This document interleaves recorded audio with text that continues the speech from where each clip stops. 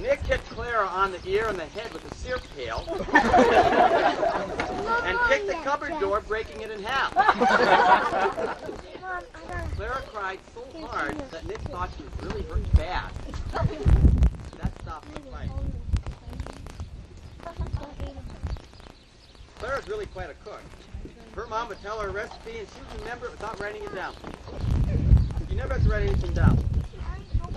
Again, when Mom and Dad were away, Clara took charge of the situation and decided to make some chocolate frosting. From her memory, she knew that she needed 1 cup of cocoa for every cup of sugar.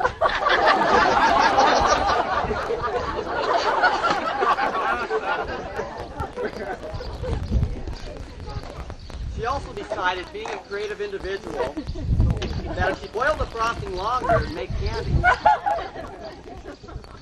When it was finished, it was so bitter that no one would eat it, not even the younger children. So she took it out behind the house and she poured it into the biggest snowbank she could find, hoping that it would disappear by spring. And I asked Keith about this. There is still a spot up behind it. Where nothing grows.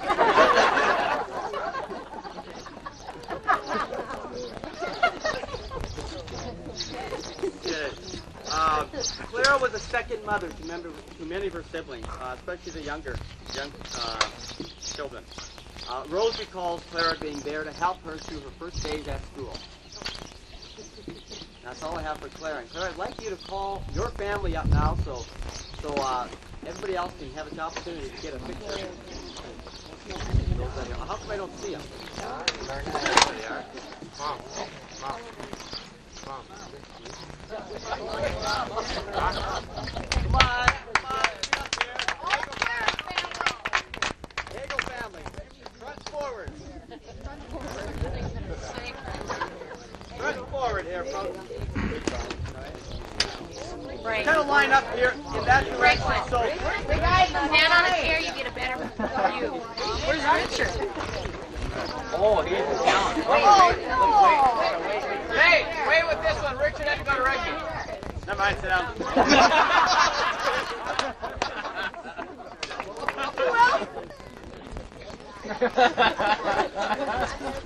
I know it's hard, Betty.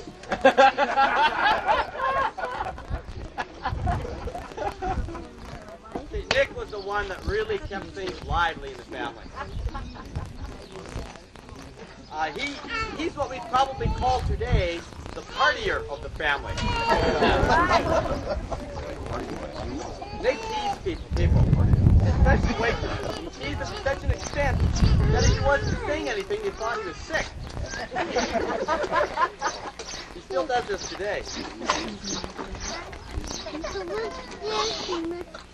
When Lena was a baby, laying in bed, Nick had a real special attachment to her. He really liked Lena.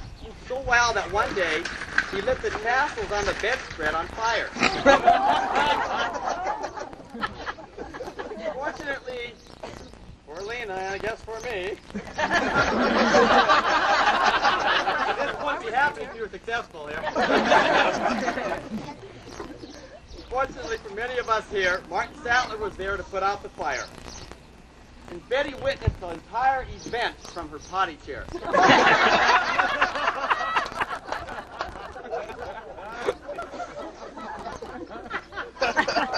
This is great. Nick and Joe used to do a lot of things together, being close in age. One of the things they would do is they would dig holes in the haystack and hide so Mom couldn't find them and they wouldn't have to work. I used to do that too. I want to jail. You're going to tell the whole story. What's the whole story? I would tell Dad. And Dad in the evening would get the razor strap and we would get and that's good. You folks, feel free to make comments.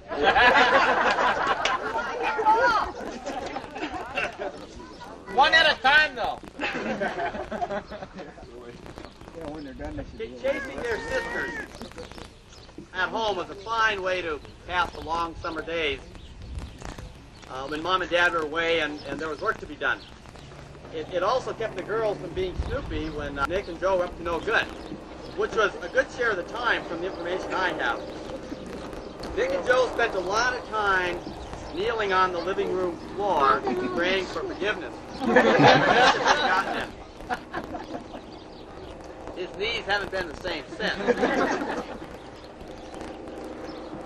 Nick recalls dreaming about Ernest. Where's Ernest? But her parents were along, so the dream wasn't very interesting.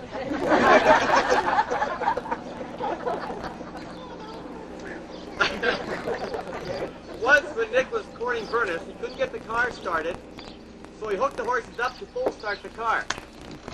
Ernest was in the car, and when the car started, she ran into the back of the horses.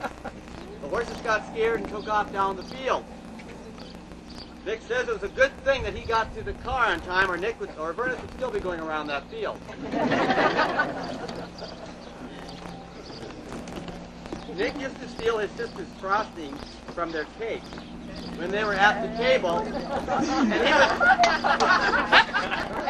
transfer it by saying, "Hey, there's somebody coming." And all the little sisters would run to the window and see who was coming, like many of you have done. And they would steal the frosting and hide it under the plate or eat it real quick, and of course the frosting would disappear. More kneeling on the floor. One night, Nick came home from a dance about 3 in the morning. My God. On a Saturday night, with church the next day, and he had too much to drink. And he was making a lot of commotion. Betty woke up, and down to see what was going on, and she had to help him up the stairs by pushing him. And she was really hoping Mom and Dad wouldn't hear, because whenever Nick got into trouble, Betty did too. If it was deserved or not. Fortunately, they didn't hear about that. Rose and Gunda tattled on Nick a lot. One time, they tattled and told Dad that I guess it was Grandpa's revolver, right? They told on him that Nick took Grandpa's revolver down and played with it.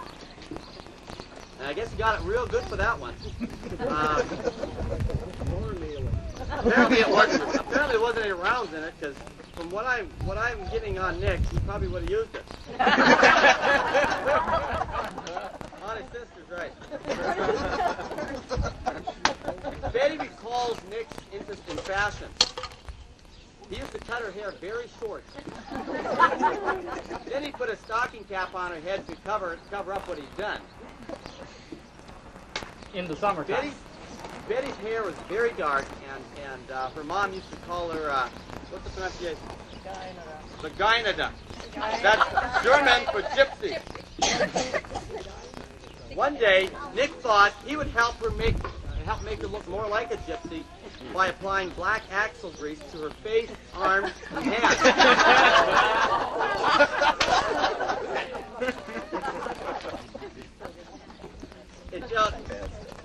He took her to Mom and said, "Here's your vagina." That's close enough. Here's a gypsy. Mom had to use kerosene to get it out. And Betty's hair hasn't been the same.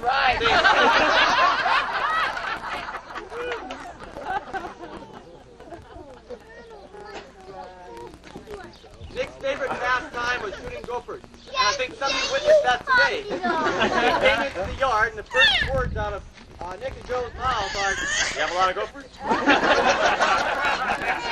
got in their car and went gopher hunting. Nick also enjoys having coffee with the guys, getting in on the local gossip, and teasing the waitresses.